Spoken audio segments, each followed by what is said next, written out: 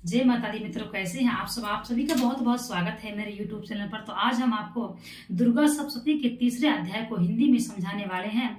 तीसरे अध्याय में माँ ने किसका वध किया तथा किस प्रकार से ऋषि समझा रहे हैं। तो आइए देर न करते हुए हम दुर्गा सप्तशती का तीसरा अध्याय पढ़ते हैं। सबसे पहली बात तो हम आपको बता दें कि जिसको भी शारीरिक कष्ट रहता हो, शत्रुओं का भय रहता हो, वह निमित्त इसका पाठ करे। जगदम्बा के श्री अंगों की कांति उदय काल के सहस्रों सूर्य की समान है। वे लाल रंग की साड़ी पहने हुए हैं। उनके गले में मुंडमाला शोभा पा रही है। दोनों स्तनों पर रक्त चंदन का लेप लगा हुआ है। वे अपने कर कमलों में जपमालिका, विद्या और अभय तथा वर नामक मुद्राएं धारण किए हुए हैं। तीन नेत्रों से सुशोभित मुखबार बिंद की बड़ी शोभा हो रही है। उनके मस्तक पर चंद्रमा के साथ ही रत्नमय मुकुट बंधा हुआ है तथा वे अपने कमल के आसन पर विराजमान हैं। ऐसी देवी को मैं भक्ति पूर्वक प्रणाम करता हूँ। ऋषि कहते हैं, दैत्यों की सेना को इसी प्रकार तहस नहस होते देख महादैत्य सेनापति चिछुर क्रोध में भरकर अंबिका देवी से युद्ध करने के लिए आगे बढ़ा। वह असुर रणभूमि में देवी के ऊपर इस प्रकार बाणों की वर्षा करने लगा जैसे बादल मेरुगिरी के शिखर पर पानी की वर्षा कर रहे हों। तब देवी ने अपने बाणों से उसके बाण समूह को अनायास ही काटकर उसके घोड़ों और सारथी को भी मार डाला। साथ ही उसके धनुष तथा अत्यंत ऊंची ध्वजा को भी तत्काल काट गिराया। माँ जगदम्बा से कौन जीत सकता है? माँ तो जगत माता है, देवताओं की भी माँ रक्षा करती है। धनुष, रथ, घोड़े और सारथी के नष्ट हो जाने पर वह असुर ढाल और तलवार लेकर देवी की ओर दौड़ा। उसने तीखी धार वाली तलवार से सिंह के मस्तक पर चोट करके देवी की बाईं भुजा में बड़े वेग से प्रहार किया। राजन, देवी की बाह पर पहुंचते ही वह तलवार टूट गई। फिर तो क्रोध से लाल आंखें करके वह राक्षस ने शूल हाथ में लिया और उसे उस महादैत्य ने भगवती भद्रकाली के ऊपर चलाया। वह शूल आकाश से गिरते हुए सूर्य मंडल की भांति अपने तेज से प्रज्वलित हो उठा।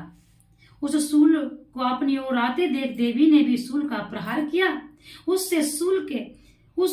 उससे राक्षस के शूल के सैकड़ों टुकड़े हो गए। जगत माता से कौन जीत सकता है? किसका सामर्थ्य है कि माता के सामने एक सेकंड भी खड़ा हो सके? परंतु वो तो माँ है। साथ ही महादैत्य चिछुर की भी धज्जियां उड़ गईं। वह प्राणों से हाथ धो बैठा। तीसरे अध्याय में माँ भगवती ने चिछुर का वध किया है। यदि किसी को भय रहता हो, किसी को शारीरिक कष्ट रहता हो, तो निमित्त इसका पाठ करें। महिषासुर के सेनापति उस महापराक्रमी चिछुर के मारे जाने पर देवताओं को पीड़ा देने वाला चामर हाथी पर चढ़कर आया।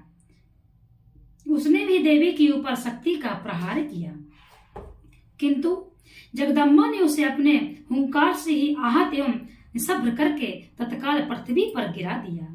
शक्ति टूटकर गिरी हुई देख चामर को बड़ा क्रोध हुआ। अब उसने शूल चलाया, किंतु देवी ने भी उसे अपने बाणों द्वारा काट डाला। इतने में ही देवी का सिंह उछलकर हाथी के मस्तक पर चढ़ बैठा और उस दैत्य के साथ खूब जोर लगाकर बाहु युद्ध करने लगा। माता का सिंह भी बाहु युद्ध करता था। वे दोनों लड़ते लड़ते हाथी से पृथ्वी पर आ गए और अत्यंत क्रोध में भरकर उस एक दूसरे पर बड़े भयंकर प्रहार करते हुए लड़ने लगे। तदंतर सिंह बड़े वेग से आकाश की ओर उछला और उधर से गिरते समय उसने पंजों की मार से चामर का सिर धड़ से अलग कर दिया। इसी प्रकार उदग्र भी शिला और वृक्ष आदि की मार खाकर रणभूमि में देवी के हाथ से मारा गया तथा कराल भी दांतों, मुक्कों और थप्पड़ों की चोट से धाराशायी हो गया। जगत माँ को हम माँ कह के यदि पूजा करते हैं तो माँ हमसे अत्यंत प्रसन्न रहती हैं। हम चाहे लाखों गलतियां करें। अब गलतियों का मतलब यह नहीं कि हम जानकर गलतियां करें तो माँ माफ करती हैं। यदि हमसे भूल से कोई गलती हो जाती है तो माँ उसे अवश्य माफ करती हैं। मुक्कों और थप्पड़ों की चोट से धराशायी हो गया। क्रोध से भरी हुई देवी ने गदा की चोट से उद्दत का कचूमर निकाल दिया। भिंदी पाल से वासक लकू तथा बाणों से ताम्र और अंधक को मौत के घाट उतार दिया। 3 नेत्रों वाली परमेश्वरी ने शूल से उग्रास से उग्रवीर तथा महाहनु नामक दैत्यों को मार डाला। तलवार की चोट से बिड़ाल के मस्तक को भी धड़ से काट गिराया। माता के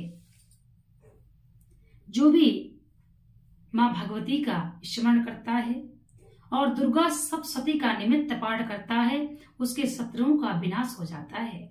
माँ भगवती उसके शत्रुओं का विनाश कर डालती हैं तथा शरीर के एक भी कष्ट नहीं रहता। हर अंगों की माँ रक्षा करती है। इसीलिए आप दुर्गा माँ का ध्यान करते हुए निमित्त आपको पाठ करना चाहिए। दुर्धर और दुर्मुख इन दोनों दैत्यों की भी माँ ने अपने बाणों से मार डाला।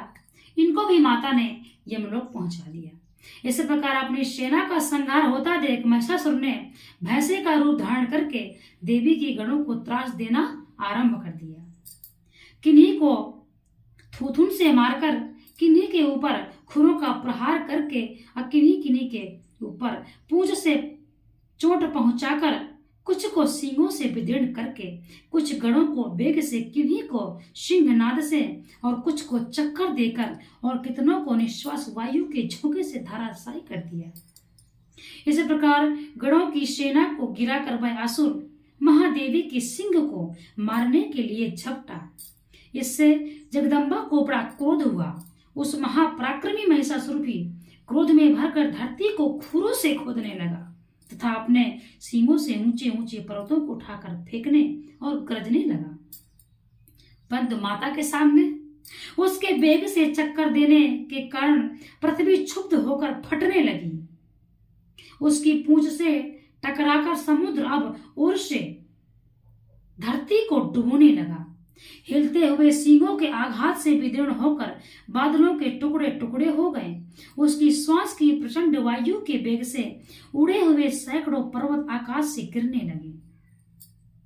इस प्रकार क्रोध में भरे हुए उस महादैत्य को अपनी ओर आते देखकर देवी चंडिका ने उसका वध करने के लिए महान क्रोध किया। उन्होंने पास फेंककर उस महान असुर को बांध लिया। उस महासंग्राम में बंध जाने पर उसने भैंसे का रूप त्याग दिया और तत्काल सिंह के रूप में वह प्रकट हो गया। राक्षस भी अनेकों माया धारण करते थे। उस अवस्था में जगदम्बा ज्यों ही उसका मस्तक काटने के लिए उद्यत हुई त्यों ही वह खड्गधारी पुरुष के रूप में दिखाई देने लगा। वह देवी ने तुरंत ही बाणों की वर्षा करके ढाल और तलवार के साथ उस पुरुष को बीन डाला। इतने में ही वह महान गजराज के रूप में परिणित हो गया तथा अपने सूंड से देवी के विशाल सिंह को खींचने और गरजने लगा। खींचते समय देवी ने उसे तलवार से उसकी सूंड काट डाली। तब उस महादैत्य ने पुनः भैंसे का शरीर धारण कर लिया और पहले की भांति चराचर प्राणियों सहित तीनों लोगों को व्याकुल करने लगा। तब क्रोध में भरी हुई जगत माता चंडिका बारंबार उत्तम मधु का पान करने और लाल आंखें करके हंसने लगी। उधर वह बल और पराक्रम से मद से उन्मत्त हुआ राक्षस गरजने लगा और अपने सींगों से चंडी के ऊपर पर्वतों को फेंकने लगा। उस समय देवी अपने बाणों के समूह से उसके फेंकी हुई पर्वतों को चूर्ण करती हुई बोली। बोलते समय उनका मुख मधु के मद से लाल हो रहा था और बाणी लड़खड़ा रही थी। देवी ने कहा, ओ मूढ़, मैं जब तक मधु पीती हूँ तब तक तू क्षण भर के लिए खूब गरज ले। मेरे हाथ से यही मेरी मृत्यु हो जाने पर अब शीघ्र ही देवता भी गर्जना करेंगे। ऋषि कहते हैं, यूं कहकर देवी उछली और उस महादैत्य के ऊपर चढ़ गई। फिर अपने पैर से उसे दबाकर उन्होंने शूल से उसके कंठ में आघात किया। उनके पैर से दबा होने पर भी महिषासुर अपने मुख से अभी आधे शरीर से भी वह बाहर निकलने पाया था कि देवी ने अपने प्रभाव से उसे रोक दिया।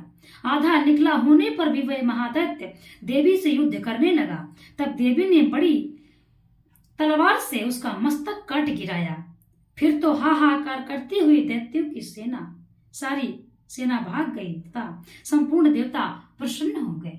तो माता जब देवताओं की रक्षा करती है, और माँ तो सबकी माँ है, वे देवताओं की भी माँ है, इसलिए माता हमारी भी